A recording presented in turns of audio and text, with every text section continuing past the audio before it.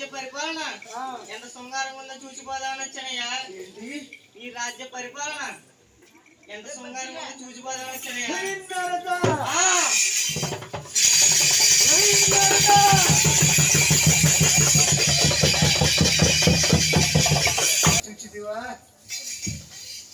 మీరు మీ తపస్సులో మునిగి